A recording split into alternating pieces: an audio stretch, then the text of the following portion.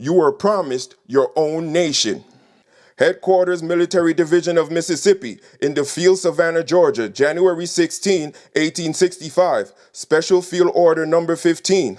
The islands from Charleston south, the abandoned rice fields along the rivers for 30 miles back from the sea, and the country bordering the St. Johns River, Florida, are reserved and set apart for the settlement of the Negroes now made free by the acts of war and the proclamation of the President of the United States. At Beaufort, Hilton Head, Savannah, Vernandina, St. Augustine, and Jacksonville, the blacks may remain in their chosen or accustomed vocations. Here is the map.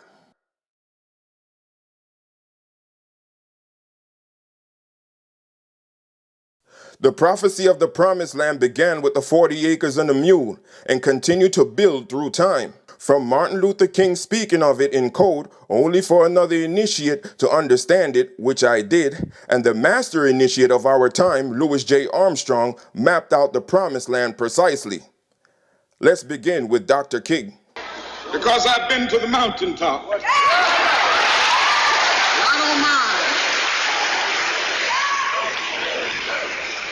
mind. Like anybody, I would like to live a long life. Longevity has its place.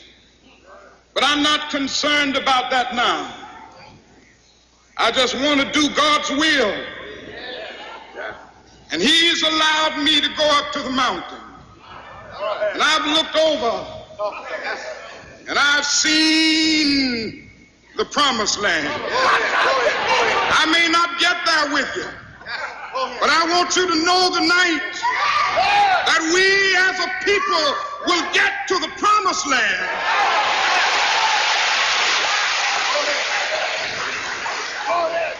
So I'm happy tonight. I'm not worried about anything. I'm not fearing any man. Mine eyes have seen the glory of the coming of the Lord. One especially disturbing proposal suggests recruiting African Americans with criminal records, giving them sabotage training at camps in Africa, and returning them to the U.S. Don't shoot! Another proposal, encouraging African Americans to push for independent statehood in the South. It does not surprise me at all. There's been a new report that came out a few days ago about Russia was trying to target black people to want us to form a Pan-African state on U.S. soil. Very interesting, I thought, when I saw that.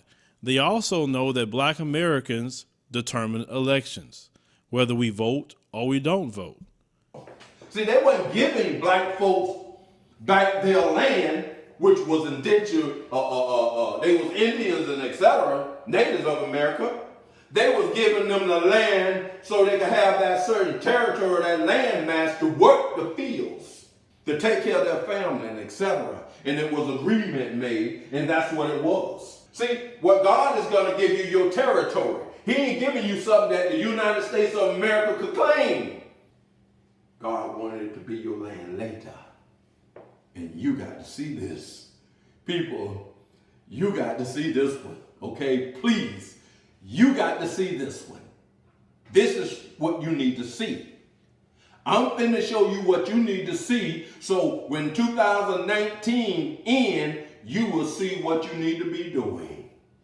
See, this land mass is something you need to understand, and I'm going to talk about it. Carolinas, Georgia, and Florida, 30 miles inland, and in Florida from the St. John River and surrounding how you wrote it in their country, that means all of Florida. All of Florida. See, this land mass go along with Scripture, and you need to know where it fit in Scripture. But they ain't talking about the land mass. All they're talking about is what the white man owed you. Okay? That's what they're talking about. But they're not talking about the land. And that when these 20 men came there, they was part of a prophecy to show you the land that you must move into so you could build Judah. And as you build Judah, you are bringing up Israel in its birth. through that landmass. And through that landmass, you're going to be able to dominate world affairs. That's what